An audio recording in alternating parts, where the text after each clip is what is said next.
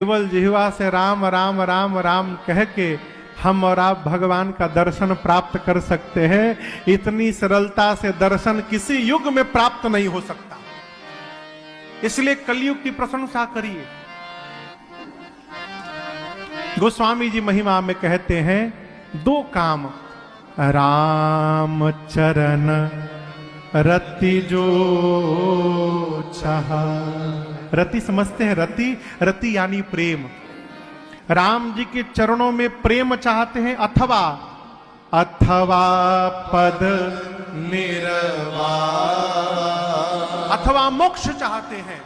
दोनों प्राप्त करने के लिए कई उपाय है। भाव सहित सो यह कथा करऊ श्रवण पुट पा।